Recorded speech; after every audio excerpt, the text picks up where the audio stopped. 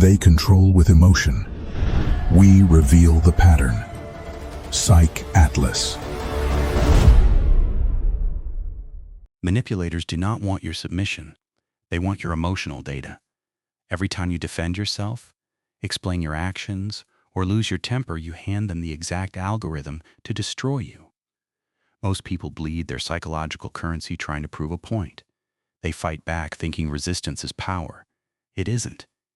Resistance is exactly what the psychological parasite feeds on to grow stronger. To disarm a manipulator, you must starve them. You do not argue. You do not negotiate. Instead, you deploy specific, calibrated phrases designed to short-circuit their cognitive framework and paralyze their strategy. These aren't generic boundaries, they are linguistic venom.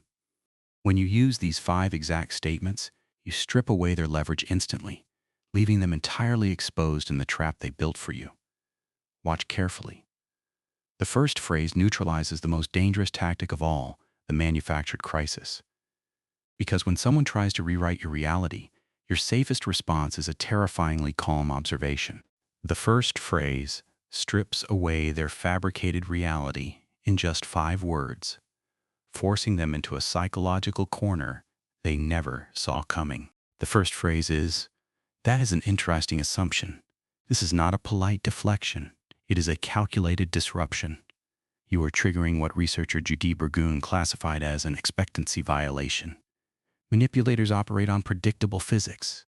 They push, expecting you to push back. By refusing to engage the premise, you create a sudden vacuum in a pressurized cabin. They lose their conversational oxygen. The second phrase strips them of their favorite weapon, your guilt. When they demand a justification for your choices, you look right through them and state, "I have already made my decision." Explaining yourself is an act of psychological submission. A Cornell University study on power dynamics revealed that over-explaining subconsciously signals low status. Every justification is a master key to your mental vault. Stop handing it over. You do not owe an architect the blueprints to your destruction. The moment you lock the vault, they will panic. Which leads us to the third, most devastating phrase. The third phrase doesn't just stop their attack. It reflects their psychological toxicity entirely back onto them. The third phrase is a psychological mirror. Are you speaking to me or the version of me you just invented? This phrase completely shatters their carefully constructed illusion of control. Manipulators rely on a subconscious mechanism psychoanalyst Melanie Klein termed projective identification. They exile their darkest traits, their anger, their deceit, and aggressively force you to carry that psychological weight. By asking this specific question, you refuse to act as the emotional sinkhole for their cognitive debris. You force them to hold their own toxicity. Their brain cannot process this rejection. You are not defending yourself. You are holding up a forensic spotlight to their subconscious. And there is nothing a predator fears more than being forced to examine their own shadow. They will likely stutter. They might attempt an immediate retreat. The dynamic has already shifted. Yet this is merely a warm-up for the absolute devastation caused by the fourth phrase. Because the fourth phrase doesn't just target their manipulation. It forces a brutal spotlight onto the invisible contract you signed without realizing it. The fourth phrase severs a toxic dependency. Your desperate need to be understood. When they twist your intentions, you do not correct them. You simply state, "I am entirely comfortable with your misunderstanding of me." Manipulators trap you by exploiting your empathy. They know you will exhaust yourself trying to clarify your character. By accepting their false judgment, you drop the rope in a psychological tug-of-war. They fall backward. Manipulators navigate relationships using emotional sonar. They only know their position by bouncing provocations off your pain. When you absorb their impact in total silence, their psychological radar goes completely, terrifyingly blind. They will escalate. They will call you cold. Let them. Psychologist B.F. Skinner called this an extinction burst, a temporary spike in desperate behavior when a subject is deprived of its usual reward. You are finally taking your power back. At least, that is what you tell yourself. Here is what you are missing. You didn't just passively stumble into their carefully laid trap.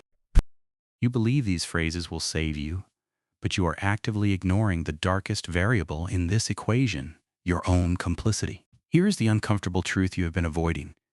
You are not just a helpless victim of their mind games. You are the structural engineer of your own suffering. Manipulation requires a willing host to survive. They did not breach your defenses by force. You left the gates wide open because you subconsciously craved the role of the righteous victim. Every time you over-explained or absorbed their toxicity, you were not being kind.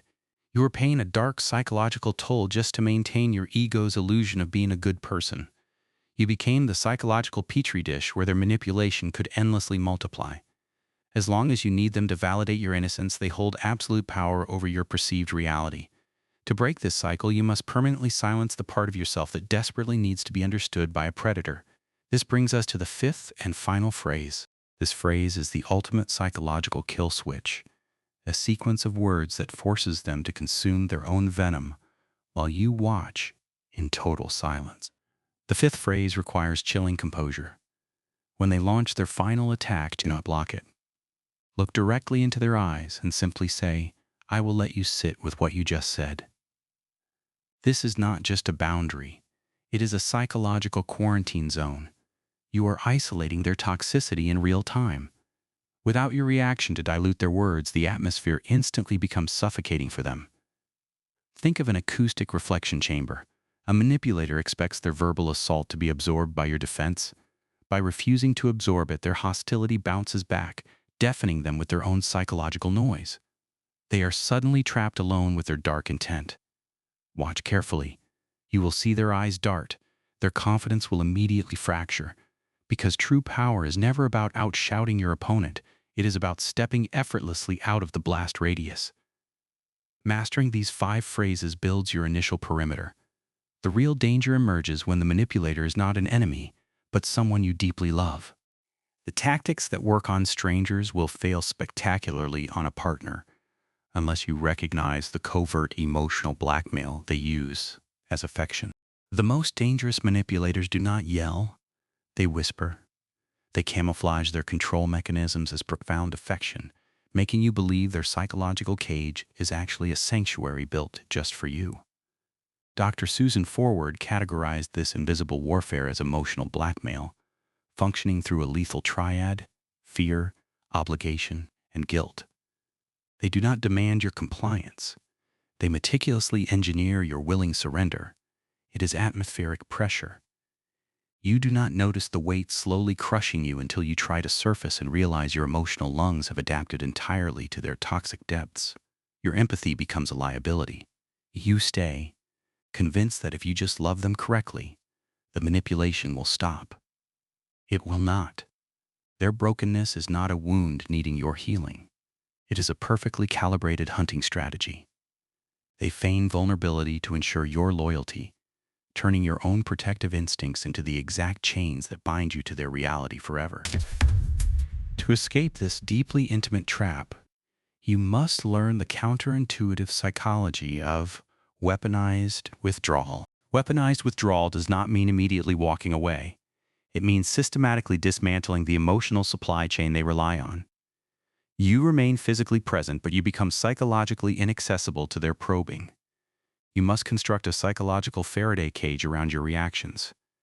When they launch a covert accusation designed to trigger your distress, you offer nothing but a cold, unblinking acceptance. No defense, no tears. This complete absence of emotional resonance terrifies a manipulator. They are pressing the control buttons they carefully installed in your psyche, only to realize the internal wiring has been completely severed. They will inevitably escalate the tension, desperately seeking a crack in your armor. They might accuse you of being heartless.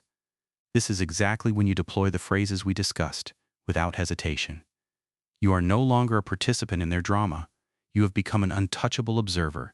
You are watching a predator starve in real time, trapped inside an enclosure of their own making. Yet, maintaining this impenetrable state requires one critical psychological shift that fundamentally alters how you view your own identity. To survive a manipulator, you must stop identifying as their counterpart. You are no longer the hero trying to redeem them, nor the victim enduring their cruelty. You become the absolute void. Think of manipulation as a psychological virus. A virus cannot survive on a sterile, inorganic surface.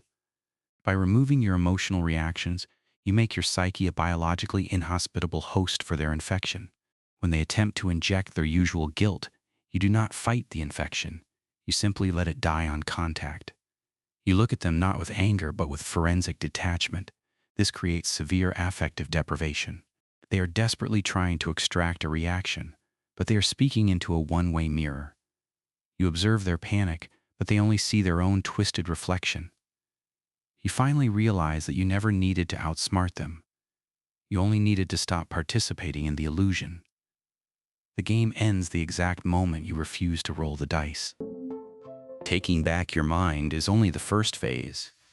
The true test of your new psychological armor happens when they realize they have lost and decide to burn the board down. When a manipulator realizes their internal access is revoked, they will launch a Scorched-Earth Campaign. If they cannot control your mind, they will aggressively attempt to control your reputation instead. They will immediately orchestrate a preemptive narrative, painting themselves to outsiders as the tragic victim of your sudden, inexplicable coldness. Do not interfere. Let them construct their fragile glass house. Your instinct will scream at you to clear your name. Ignore it. Defending yourself against an engineered smear campaign only validates the counterfeit currency they are spending to ruin you. The ultimate victory in dark psychology is not destroying your opponent, it is rendering them entirely irrelevant. You walk away, leaving them screaming into a void they designed themselves. You have finally learned how to sever their invisible strings. But what happens when the manipulator is an entire group? Next time, we decode the dark psychology of engineered social isolation. The rules of survival change entirely when the mind games aren't coming from one person, but an entire, orchestrated collective. The psychological game never stops, but now you finally understand the rules. If you refuse to be someone else's pawn any longer, like this video to solidify your new baseline. Subscribe to Psych Atlas to continue building your impenetrable mental armor. The next move is entirely yours. Stay beautifully unreadable.